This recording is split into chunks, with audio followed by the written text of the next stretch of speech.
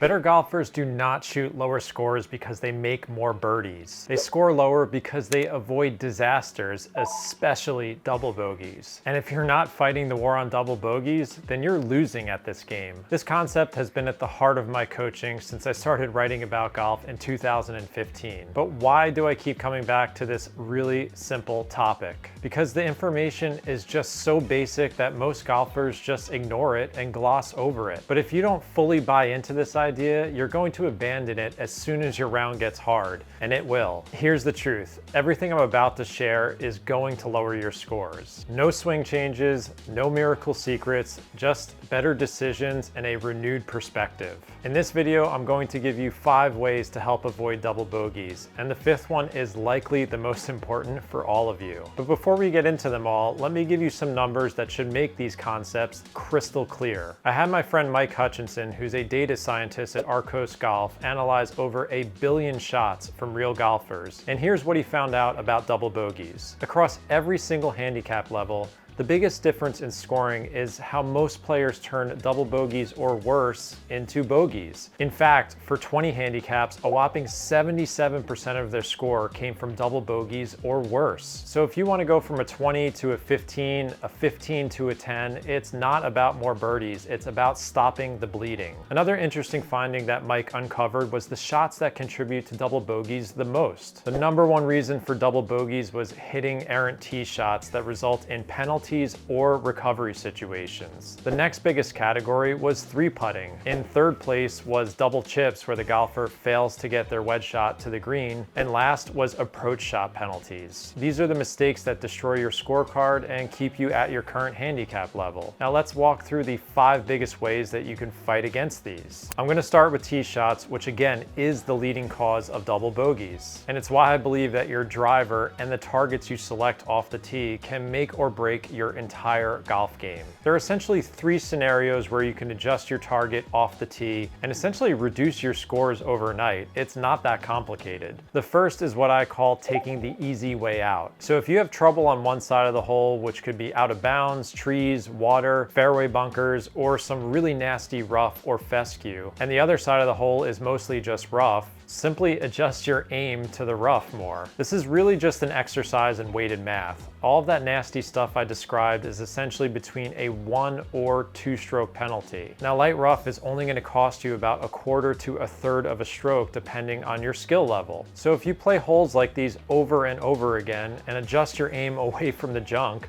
you're simply going to move your average score a bit lower because you'll end up in the safe area more often and avoid these disproportionate penalties that drag your scores way higher. And this is really one of the most important themes in course management or strategy in general. You have to learn how to think in fractions of a stroke and long term, because it's not just about your results over a few holes or even a few rounds. This is about stacking the odds in your favor over the long haul. The other way I like to think about it is stop being the gambler and try and be the casino. So an easy rule of thumb is that the bigger the trouble is, the more you're going to aim away. For example, I would shift my target farther away from the right side of the hole if it was out of bounds versus just some fairway bunkers. Additionally, higher handicaps that are typically not as skilled on things like club face control or impact location should aim farther away than the more skilled golfer. So for example, the 5 handicap might need to aim up the left side of the fairway a bit, versus a 15 handicap, their optimal target might actually be in the rough to avoid that out of bounds penalty on the other side of the hole. If you want to lower your scores and reduce these double bogeys or worse, this is so important. You should forget about trying to aim on one side of the fairway to get a better angle into a pin,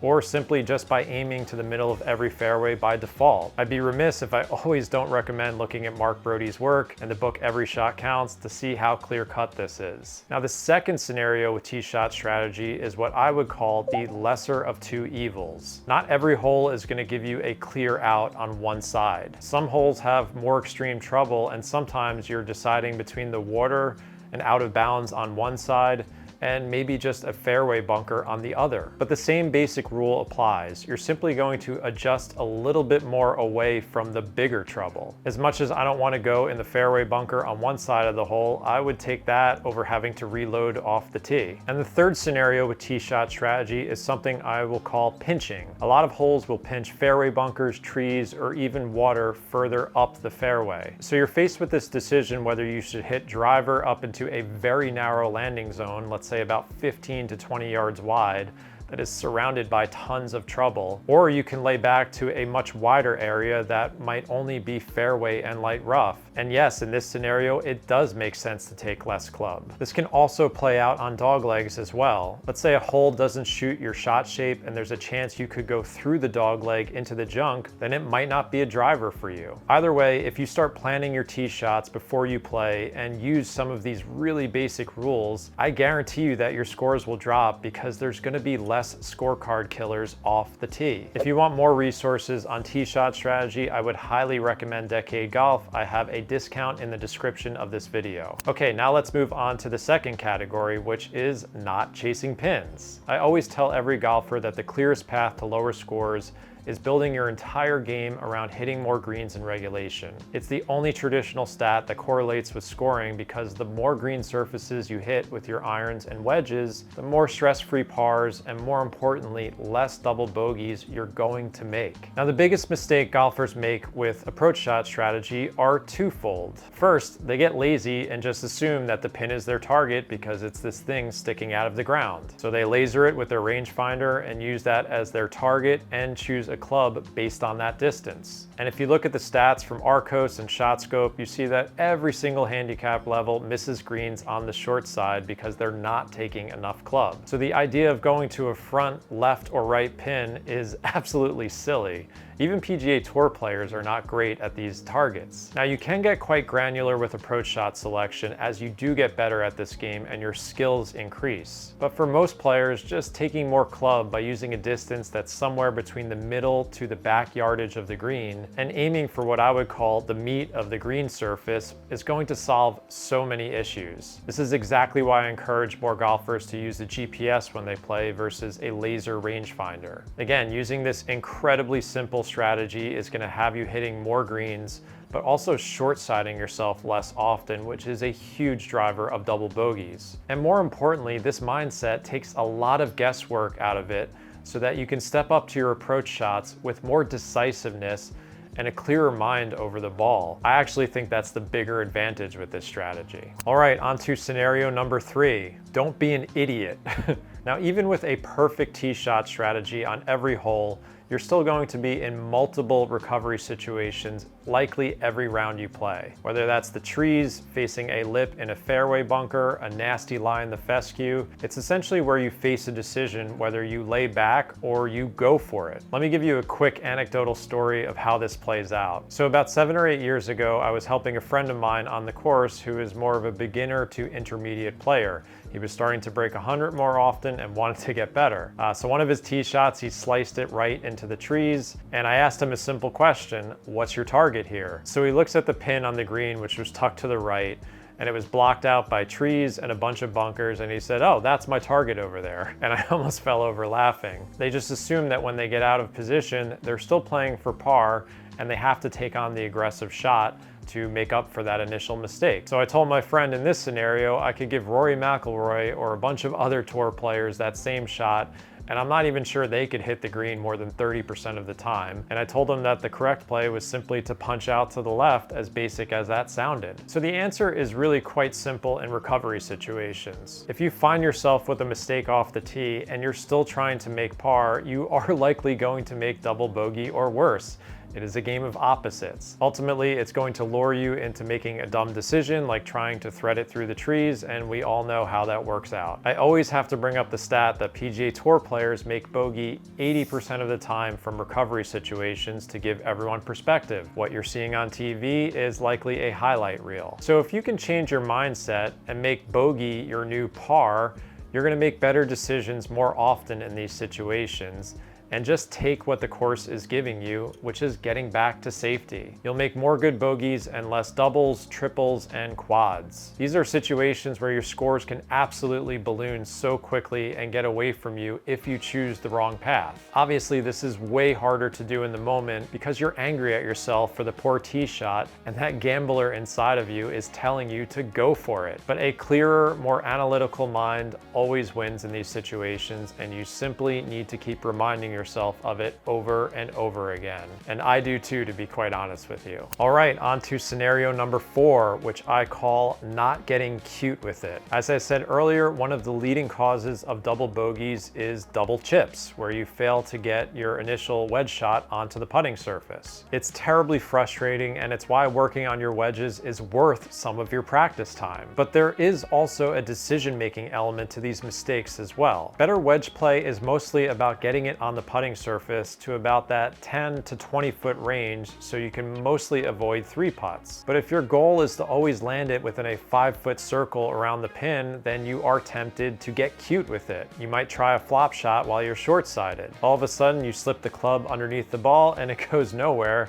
or maybe you're blading it over the green. So what a lot of this boils down to in strategy in general is, what do you stand to gain and what do you stand to lose? For example, trying to leave yourself a specific kind of putt with wedge play is generally a losing proposition. If you look at the data for putts made, whether they're uphill, side hill, or downhill, the differences really aren't that stark. Yes, it is technically harder to make a downhill breaking putt versus an uphill straight putt. But another important point about strategy is that we don't get to place the ball exactly where we want. When you make the decision to try and leave yourself below the hole for that uphill putt, all you're mostly doing is shifting your shot pattern farther away. So yes, you'll have more uphill putts, but you've given up your advantage because they're now farther away from the hole, because some of these shots are going to come up shorter of your intended distance. In general, with wedge play, I think most golfers should stick with a straightforward stock shot that they know that they can get on the putting surface